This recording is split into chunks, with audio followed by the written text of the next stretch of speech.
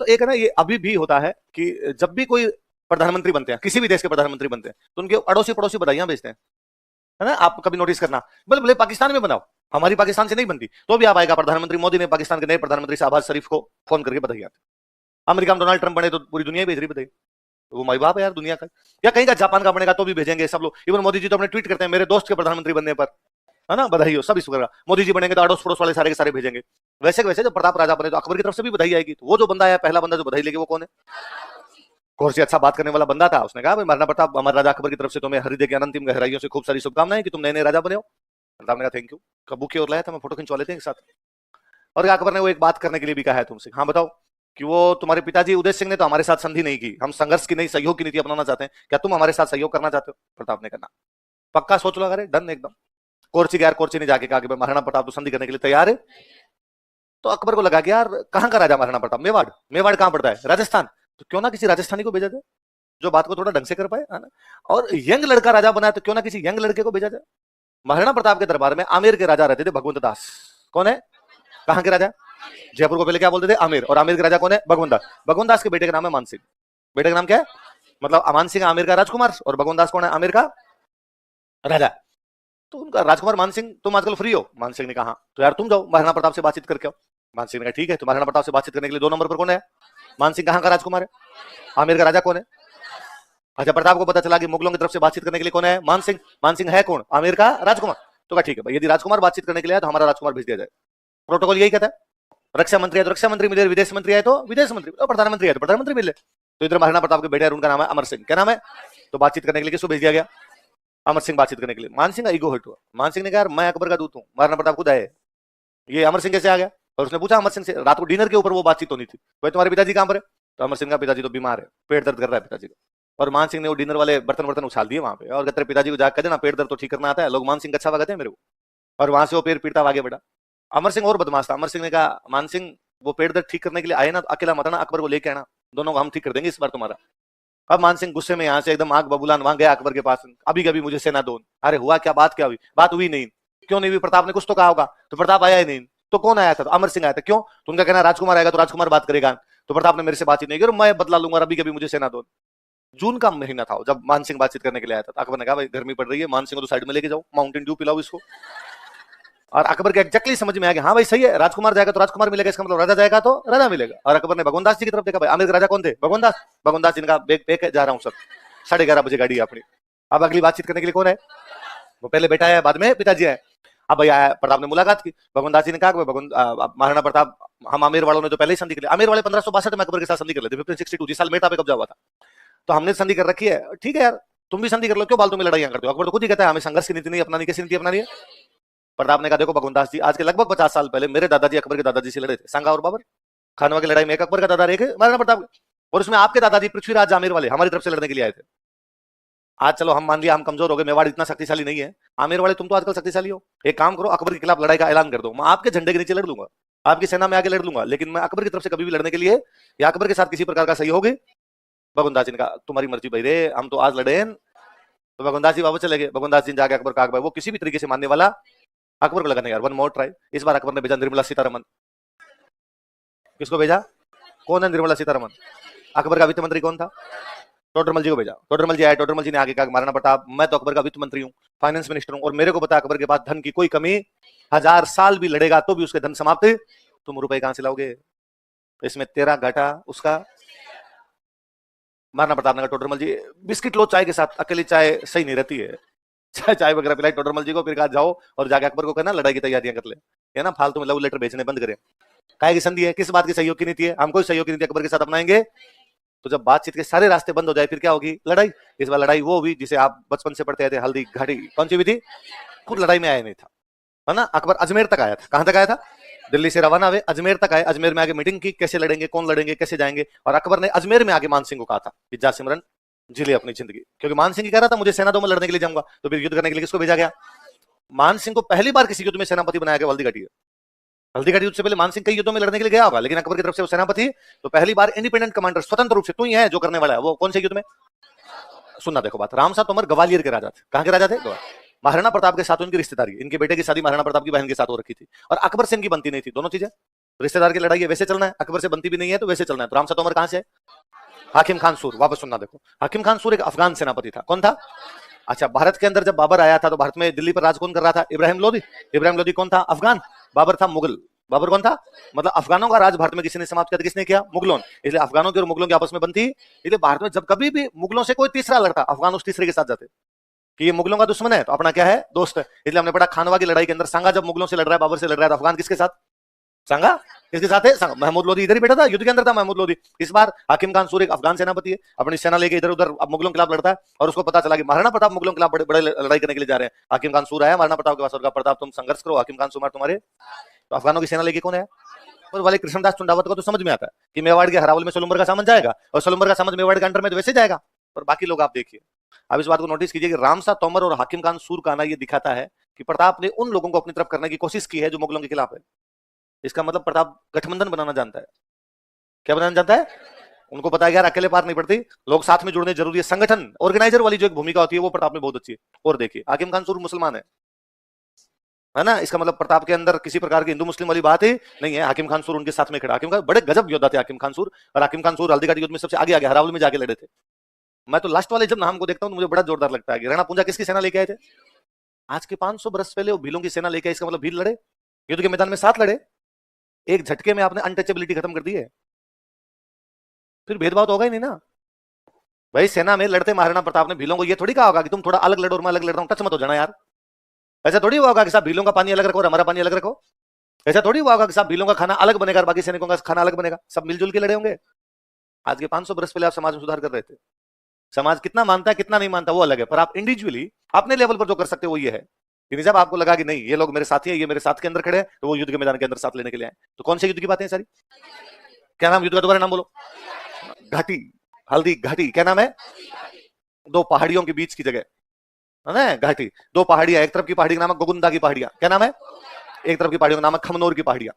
कौन कौन सी? एक तरफ तो कौन सी? गोगुंदा। एक तरफ कौन सी? खमनोर। इनके बीच में ये दर्रा जो बनता है यहां पर, ये हल्दी घाटी। महाराणा प्रताप इस बात को जानते थे कि अपनी सेना कम है और दुश्मन की सेना ज्यादा है, इसलिए मैदान के अंदर लड़ेंगे तो अपने को नुकसान ज्यादा होगा। इसलिए ऐसी जगह लड़ा जाए जहां दुश्मन की सेना पूरी नहीं आती हो। तो अगर दुश्मन की सेना इधर से आ रही है तो अपने लोकेशन यहां ली जाए, क्योंकि वो घाटी के अंदर से आएंगे तो इसलिए पूरी सेना एक साथ आएगी, थोड़े थोड़े लोग आएंगे, अपने आगे तैयार रहो। तो शुरुआत में यहाँ पर खड़े रहते हैं। यहाँ पास में से, यहाँ खमनोर के पास एक नदी निकलती है बनास। कौन सी नदी निकलती है? तो बनास के पास में हल्दी घाटी की लड़ाई है खमनोर और गोगुंदा की पहाड़ियों के बीच में। और जैसे मुगलों का इधर आना हुआ, मुगलों ने इधर से हमला किया। मेवाड़ वालों का शुरुआत का हमला इतना भयंकर था कि पूरी घाटी में दौड़ा दौड़ा के मारा था।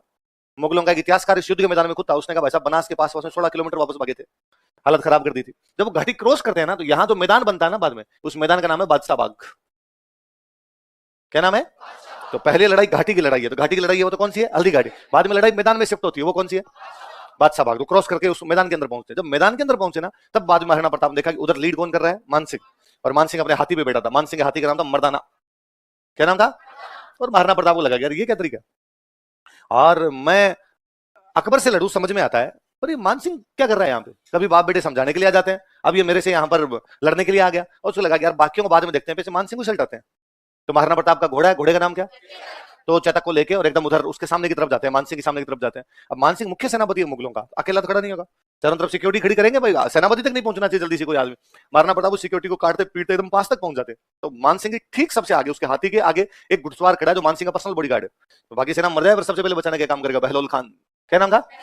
वो डाकी टाइप का आदमी जो बॉडीगार्ड बाउंसर्स, आज भी देखो नेताओं के साथ बाउंसर चलते हैं तो बड़े बड़े होते हैं, तो वो तो और योद्धा टाइप का आदमी था। तो बहलोल खान खड़ा। तो बहलोल खान को क्रॉस करना तो और बड़ी बात थी। महाराणा प्रताप के एक हाथ में चेतक की लगाम है, दूसरे हाथ में तलवार है। बहलोल खान की तलवार मारी, बीच में से चीरा है। आधा बहलोल खान इधर, आधा बहलोल खान इधर।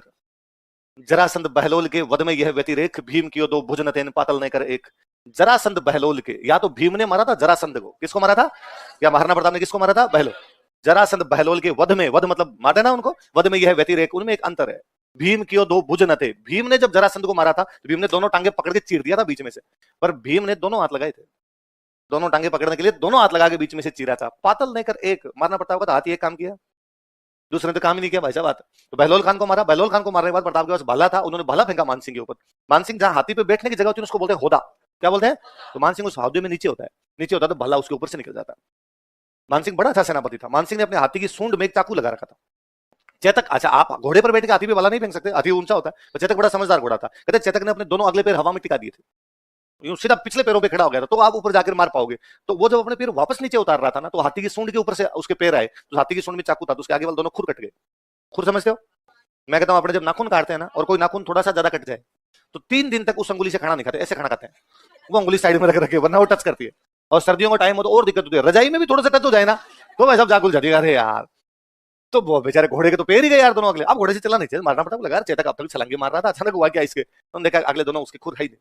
तो जैसे तैसे करके घोड़े को बाहर निकाला। मेवाड़ के अंदर रिवाज है कि राजा किसी भी कारण से युद्ध से बाहर जाए तो युद्ध को लीड कोई सादड़ी का झाला करेगा। कौन करेगा? इस बार जो सादड़ी का झाला था उसका नाम था झालामान। क्या नाम था? या उसी का एक नाम हमें और मिलता है, झाला बिद्दा। क्या मिलता है? तो प्रताप जब युद्ध भूमि से बाहर गए तो युद्ध को लीड किसने किया? झाला मान या झाला बिदा। अच्छा, मैंने अभी बताया कि पहले घाटी में लड़ाई हुई, घाटी में लड़ाई हुई तो मुगलों की सेना वापस भागी। जब वो सेना भाग रही थी तो मुगलों का एक फौजी था, उसका नाम था मिहत्तर खान। क्या नाम था? किसका फौजी है? वो बेचारा पीछे खड़ा था, उसको बड़ा बुरा लगा, यार फौज भाग रही है अपने, तो हल्ला मचा रहा है, भागो मत, अकबर आ रहा है, अकबर आ रहा है। झूठा ही। उसने अब जब सेना ने सुना अकबर आ रहा है तो सेना रुक गई। 2 कारण से, एक कारण तो ये कि अकबर आ रहा है तो और सेना लेके आ रहा है, तो थोड़ी पीछे सेना आ रही है, हौसला है भाई लड़ेंगे लड़ेंगे यार लड़ेंगे। फिर डर भी लगता है कि अकबर आ रहा है, उसको पता चला कि भाग गए थे, उल्टे लड़का की छील देगा भाई साहब वो, तो सेना वहां भी रुकी थी। तो कोई पूछेगा कि किसने हल्दी घाटी युद्ध में अकबर आने की झूठी सूचनाएं दी थी, और किसने प्रताप के बाहर निकलने पर युद्ध को लीड किया था? अकबर अटैक करता है अक्टूबर 1576 में। जून के अंदर मानसिंह वाली लड़ाई है, मानसिंह आसफ खान हार के गए तो अकबर ने कहा मैं वापस जाऊंगा। अच्छा, बादशाह खुद वापस आ रहा है, इसका मतलब यार बादशाह पहले हारा है, वरना भाई साहब आप पहले जब युद्ध जीत गए थे तो आप किस लिए आ रहे हो? वो बादशाह खुद, मुगल बादशाह जाते नहीं थे लड़ाई करने के लिए, सेनापतियों को भेजा करते थे। इस बार भाई साहब वो चिरमिराट बड़ी है, लगा यार हमारी सेना गई, हार के कैसे आ गई, मैं बदला लेके आता। ऐसे फिर जुड़े नहीं जुड़े, सुना आपने? वो जो रहीम जी जिन्होंने दोहे लिखे थे, प्रेम के दोहे लिखे, अकबर ने उनको कहा युद्ध कर, और रहीम जी उतने बड़े योद्धा थे भी, तो रहीम जी युद्ध करने के लिए कहां पर आ गए? मेवाड़। और रहीम जी बड़े सीधे आदमी, रहीम जी लगा क्यों लड़ाई करनी, और प्रताप से क्यों लड़ाई करनी? किस बात के लिए हम प्रताप से लड़ाई कर रहे हैं? कि हम प्रताप कर रहे हैं तो हमसे दोस्ती कर लड़के, तो यही तो है। अकबर चाहता है कि प्रताप उससे क्या कर ले? संधि। तो संधि मतलब दोस्ती, तो दोस्ती यार दोस्ती की तरह होती है, ये थोड़ी होती है कि किसी कूट के कहला मेरे से दोस्ती कर ले, या किसी से लड़ाई करके कहे कि तू मेरे से दोस्ती कर ले, ऐसे थोड़ी होता है। तो रहीम जी आए, रहीम जी आगे चुपचाप अपने कैंप लगाते हैं और आगे बैठ गए, उन्होंने प्रताप पर हमला ही नहीं किया। महीने भर में लिख के भेज दिया करते अकबर को कि पकड़ने के लिए गए थे, लेकिन प्रताप हाथ। अकबर ये भी नहीं पूछ सकता कि भाई क्यों नहीं आया। अकबर कहता वेल ट्राई, लगे रहो बच्चों, लगे रहो वापस। क्योंकि अकबर यदि ये पूछ ले कि क्यों हाथ नहीं आए, तो रहीम जी वापस लेटर लिख के पूछ ले, भाई मान सिंह, आसफ खान, तो खुद और शाहबाज खान, चारों बैठ के बता दो कैसे पकड़ना है, हम भी वैसे पकड़ लेंगे जाके। उल्टा अकबर जब वापस गया था तो मान सिंह आसफ खान रास्ते में मिले थे उसको। मान सिंह आसफ खान ने कहा वो पीछे प्रताप ही गया जो पकड़ के ला रहे हो आप। अकबर ने कहा चुपचाप कल दरबार में आ जाना। तो कहा हमने तो पहले ही कहा था रे वहां पार नहीं पड़ रही है, तो शाहबाज खान को भेजा था, शाहबाज खान की पार नहीं पड़ रही, इस बार किसको भेज दिया? रहीम जी। अब रहीम जी के अटैक बंद हुए तो मेवाड़ वाले भी शांत हो गए, ठीक है अटैक नहीं हो रहे तो अपने भी दूसरी चीजों पर ध्यान दो, दूसरी चीजें क्या? हथियार बनवाओ, आगे लड़ाई और करनी है अपने को, अनाज की व्यवस्था करके रखो, सैनिकों के लिए अनाज कहां से, कपड़े उपड़े सिलवा के रखो सब। इन्हीं दिनों में एक दिन महाराणा प्रताप के बेटे, उनका नाम है अमर सिंह। क्या नाम है? वो घूमते घूमते उधर चले गए जिधर मुगलों के कैंप थे, जाके देखा मुगलों के कैंप खाली पड़े, कोई है ही नहीं। अरे ये क्या, आपको दिखाई नहीं दे रहा? आवाज लगा जाके रहीम जी रहीम जी, अंदर से महिलाओं की आवाज है कि रहीम जी शिकार करने के लिए बाहर गए हुए, तो घर में कोई पुरुष है तो भेजो, हमें बात करनी है। उनका सारे पुरुष शिकार करने के लिए गए हैं, कोई बात करनी, शाम को आना। अमर सिंह ने कहा सच्ची कोई नहीं है, बाहर आ जाओ सारी। वो सबको गिरफ्तार कर लाया। वो महिलाएं कह रहे कहां लेके जा रहे हैं, नहीं चुप फॉलो मी। आगे मारना पड़ता, अपने कैंप में खड़े, उन्होंने देखा कि उनका बेटा अमर सिंह आ रहा है, पीछे पीछे कुछ महिलाएं आ रही है, पूछा अरे कौन है? क्यों पिताजी मैं देख लूंगा, मेरे हिसाब से आप छोड़ो। अरे है कौन? तो कहा रहीम जी है ना मुगलों के सेनापति। हाँ, कि वो शिकार करने के लिए गए हुए थे, तो मैं कर लाया। मारना प्रताप को पता चला, मारना प्रताप ने अमर सिंह को डांटा, उन महिलाओं को कहा सॉरी तुम्हें इस प्रकार से गिरफ्तार किया गया, हम युद्ध के मैदान में महिलाओं और बच्चों के साथ इस प्रकार का कोई व्यवहार करेंगे और आप आराम से चाय पानी पियो, वापस अपने घर हम छोड़ के आएंगे आपको। वापस उनको सह सम्मान वापस भिजवाया, रहीम जी के नाम लेटर भिजवाया कि रहीम जी आज गलती हुई, दोबारा से इस प्रकार की कोई गलती नहीं होगी। व्यक्ति अपने नैतिक गुणों से महान बनता है, उसकी मॉरल वैल्यूज किस प्रकार की है। युद्ध के मैदान में महिलाओं को उस समय गिरफ्तार कर लेना है, परिवार को गिरफ्तार कर लेना कोई बड़ी बात नहीं हुआ करती थी, पर कोई व्यक्ति गिरफ्तार किए हुए परिवार को वापस भेज दे, इसका मतलब वाकई उस व्यक्ति में कुछ अलग बात थी। इसलिए आप नोटिस करेंगे कि सांगा और कुंभा आप तब तक नहीं जानते जब तक राजस्थान की हिस्ट्री पढ़ते नहीं है। हाँ, प्रताप को यूं भी जानते हैं भले आपने हिस्ट्री पढ़ी हो ना पढ़ी हो। कोई व्यक्ति कितना पॉपुलर हो सकता है उसका एग्जांपल यह है कि उसके घोड़े को भी लोग जानते हैं, वरना सांगा भी तो घोड़े पे चढ़ा ही होगा, कुंभा के पास भी घोड़ा रहा ही होगा, हमें नाम नहीं पता। कितना पॉपुलर है कि भारत की स्कूटर कंपनी स्कूटर बनाती, नाम रखती है चेतक। कितना पॉपुलर है कि पुलिस वाले आज भी जब गाड़ी रखते हैं तो पुलिस वाली गाड़ी का नाम क्या होता है? प्रताप कितने पॉपुलर हुए होंगे कि उनको रुपए दिए थे एक आदमी ले जाके भामाशाह। आज हर कोई रुपए देने वाला क्या है? भामाशाह। ये उस व्यक्ति की लेजेसी है कि प्रताप पढ़ने के लिए आपको हिस्ट्री जानने की आवश्यकता नहीं, प्रताप जन जन के नायक है। वो गांव के अंदर बैठे हुए एक बूढ़े बा जिनकी एकदम हिस्ट्री से कोई लेना देना नहीं है, वो भी प्रताप के बारे में 2-4 दोहे बोल देंगे आपके। तो रहीम जी की बेगमों को गिरफ्तार कौन सी जगह से किया गया था? किसने गिरफ्तार किया? लेकिन प्रताप ने उनको विद रिस्पेक्ट वापस पहुंचा। कहते रहीम जी की आंखों में आंसू आ गए थे, प्रेमजी ने कहा प्रताप मैं नहीं जानता कि ये मुगलिया सल्तनत कितने वर्षों तक चलेगी, पर मैं ये जानता हूं कि जब तक सूरज और चांद रहोगे तुम हमेशा याद किए जाओगे। आपका दुश्मन आपकी तारीफें करे, इसका मतलब कुछ ना कुछ तो आप करके गए हो। कहा यार सुल्तान खान ने आके पूछा कि भाई कहाँ है महाराणा प्रताप, है कहाँ? सब पहाड़ों में, कोई लोकेशन की नहीं पता। हम पकड़ने में कामयाब क्यों नहीं हो पा रहे? सब पहाड़ों में कैसे जाए? हमें लोकेशन नहीं पता, हम जाते हैं तो थोड़ी थोड़ी सेना जाती है, बड़ी सेना जा नहीं सकती। वो पहले से तैयार बैठे हैं, हमला करके मार देते हैं। उनको अलग अलग रास्ते पता है, किसी दूसरे रास्ते से आके मार देते हैं। जनता पूरी की पूरी उनके साथ है। उनका साहब किसी गांव के अंदर जाओ, किसी गांव के अंदर पानी पिलाने वाला नहीं मिलेगा आपको कोई, उसको यदि पता चल जाएगा महाराणा प्रताप से लड़ने के लिए आए। तो सुल्तान खान ने कहा अंदर बैठे बैठे खाते क्या है? हथियार कहां से जाते हैं इनके पास? घोड़ों का दाना कहां से जाता है? सब वो तो पहाड़ों में रास्ते हैं, वहां से बाहर से मंगवा लेते हैं। बाहर से कहां से? साहब एक रास्ता डूंगरपुर की तरफ से खुलता है, वहां से हेल्प आती है इनको। एक रास्ता पाली की तरफ खुलता है, वहां से इनको हेल्प आती है। एक रास्ता उदयपुर की तरफ से खुलता है, वहां से इनको हेल्प आती है। एक रास्ता अजमेर की तरफ से खुलता है, वहां से इनको हेल्प आती है। और सर अपनी हेल्प भी अजमेर की तरफ से आती है, अपने वाले को भील बीच में लूटते हैं। सब सैनिकों की हालत खराब है। अपनी एक सेना तो इसमें लगी रहती है कि अजमेर से अनाज सही पहुंच जाए, ताकि भूखे तो नहीं मरे हैं। तो सुल्तान खान ने कहा यार अपने पहाड़ों में जाना ही नहीं, तो पहाड़ घेर लो चारों तरफ से, रास्ते ब्लॉक करो। 4 रास्ते इनके, हाँ 4 रास्तों पे फौज लगाओ। 4 रास्तों फौज लगाओगे तो अंदर सप्लाई जाने क्या हो जाएगी? बंद। भूखे मरते अपने बाहर आएंगे। खेल ही खत्म यार। तो सुल्तान खान ने कितनी छावनियां बनाई। अब भाई वास्तव में मुगलों ने ब्लॉक कर दिया एकदम मेवाड़ वालों को। ये अंदर बैठे हैं, बाहर से रास्ते बंद, न तो बाहर से कोई आ सकता है ना अंदर से कोई बाहर। तो बैठे हो रहो भाई साहब। पर अंदर स्टॉक था तो कई दिन का मामला चल रहा था, पर स्टॉक कब तक चलेगा? एक दिन तो आपको बाहर आना पड़ेगा। इन बिटवीन जब वो अंदर बैठे हुए थे महाराणा प्रताप, बीच में दशहरे का त्योहार आया। कौन सा? अपने यहाँ राजाओं के टाइम में 2 त्योहार बड़े इंपॉर्टेंट थे। पुरुषों के लिए दशहरा, महिलाओं के लिए गणगौर। पुरुषों के लिए, महिलाओं के लिए, क्योंकि दशहरे पे किसकी पूजा करते हैं? हथियारों की। तो राजा के टाइम में तो हथियार ही है सब कुछ। तो ये राजाओं का त्योहार था। अब तो हम हथियारों की पूजा फालतू में करते ही है। अभी घरों के अंदर कोई छोटी मोटी तलवार, कोई एक आधी बंदूक पड़ी रहती है, लोग उनकी पूजा करते हैं। पर अब क्या करना है पूजा करके? कहाँ जाना है? पहले युद्ध करने जाया करते थे, तो पहले ये होता था कि तलवार म्यान के अंदर होती, म्यान समझ गए, उसके कवरेज हो। अब उसको तो पूजा करेंगे तो उससे बाहर निकालते हो, बाहर निकालते तिलक विलक करते हैं उसके ऊपर। तो ये माना जाता कि यदि आपने तलवार म्यान से बाहर निकाल ली तो अंदर तभी जाए जब उस पर खून लगे। बिना खून लगे जाना नहीं चाहिए। तो खून किसका लगे? दुश्मन का।